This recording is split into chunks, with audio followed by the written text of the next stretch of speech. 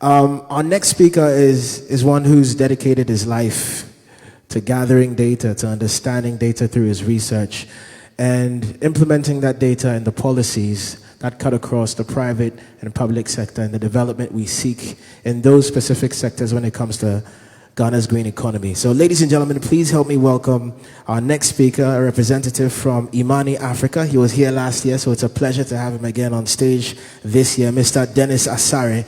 He's a senior research associate with IMANI Africa.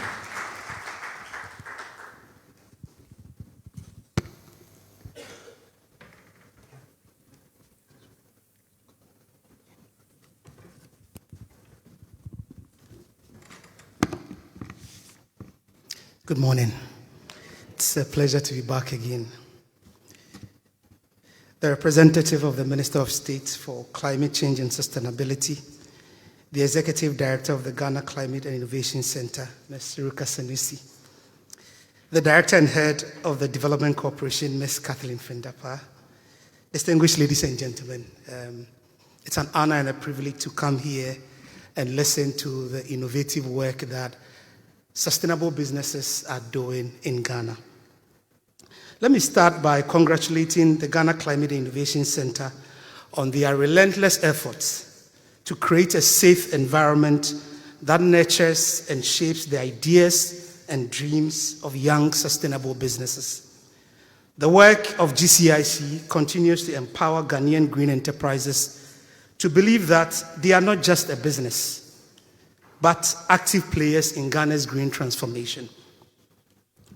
The theme for this year's symposium arrives at a timely moment, reflecting the regional and national triple challenge: worsening climate vulnerability, scalability challenges, and low financial investment in climate resilient solutions. The IMF, International Monetary Fund, reported that the recent dry spell in the northern regions accounted for about 10% loss in agricultural production and affected about 1 million farmers. The World Bank, in a follow-up study, estimates that the losses could be in the range of 0.7 and 1.5% of Ghana's GDP. This is more than the total expenditure on goods and services by mid-year 2024. And in a reform program by the Ministry of Food and Agriculture, they estimate that we needed more than 8 billion Ghana cedis to fill in the gaps and support the farmers that were affected. So this is the fiscal implication of wrong environmental stewardship. Just 2 days ago, the World Energy Investment 2025 report was released. The clean energy investment in Africa has declined by almost 1/3 between 2015 and 2025. So whilst investment in clean energy solutions across the globe is increasing, Africa is recognizing or witnessing a decline in investment. And climate finance inflows remain staggeringly below the investment needs. IMANI's recent assessment of the green business environment reports that the real private sector capital in Ghana expanded by just 1.4% in a decade, between 2014 and 2024. In the face of these challenges, we are witnessing a growing momentum in the development of green businesses in Ghana, and I think that speaks of their resilience. The Ghana Statistical Service reports that 1 in every 5 business establishments in Ghana can be considered a green business, and this is about 374,000 out of the 1.9 million business establishments in Ghana. However, almost 7 out of every 10 of them are small and medium enterprises, and they face scalability challenges. Distinguished ladies and gentlemen, I do not intend to paint a grim picture of Ghana's green economy, but to emphasize an obvious truth that no single green business can overcome the challenges confronting the sector. Therefore, building for scale and greater impact can only be achieved through conscious collaboration, partnerships among key stakeholders in the green business ecosystem. Building scalable green enterprises in Ghana requires fixing first our governance failures. that impede sustainable investment in green solutions. The current mix of policies, laws, and regulations does not sufficiently incentivize sustainable practices and barely creates a demand for green products and services. Stimulating green investments requires that policies, laws, and regulations place a responsibility on businesses and households to shift to green products and services, thereby creating a demand for green businesses in Ghana. How do we achieve this? The only way we can achieve a very sound policy enabling environment is that there should be conscious policy iteration driven by collaborative consultations with stakeholders.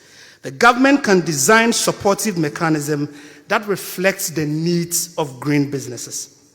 Secondly, building for scale and greater impact requires creating supportive financing ecosystem that meets the peculiar needs of Ghanaian green enterprises. The financing landscape for green enterprises has evolved, and innovative financing instruments are responding to specific industry challenges. Innovative financing solutions are born out of deliberate knowledge-sharing partnerships that ensure that financial institutions and investors understand business innovations of green enterprises and design tailor-made products for green enterprise in Ghana. And I agree entirely with what Ruka said, that banks must innovate and move beyond the current financing model to design solutions that meet the presenting challenges of green enterprises. This requires deliberate collaboration and partnership between financial institutions, investors, the government, development partners, and green enterprises themselves. Lastly, green businesses must recognize their community of actors and develop engagement mechanisms to build meaningful partnerships that contribute to promoting an environmentally conscious society and political accountability. Let me emphasize that policy reforms don't happen in a vacuum. They occur through consistent collaboration with key stakeholders to advocate for reforms and hold relevant institutions accountable.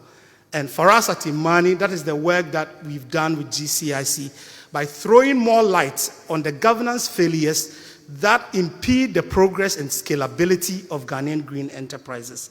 For this reason, CSOs like IMANI Africa are critical actors in championing the need for reforms to support green enterprises.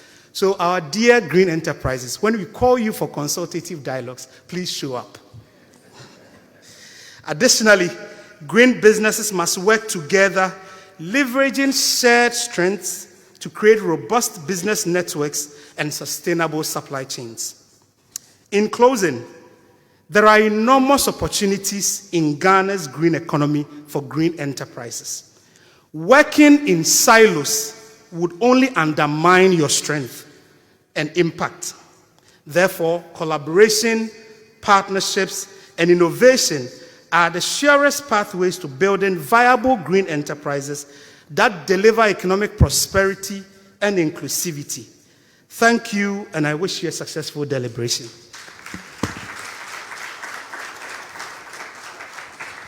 Thank you so much. Please, a round of applause for him. Thank you for representing IMANI Africa. That is Mr. Dennis Asare, Senior Research Associate. I'd say he's a valuable person to have on your team, so look for him during the coffee break, which we're about to get into. There's a short coffee break, about 15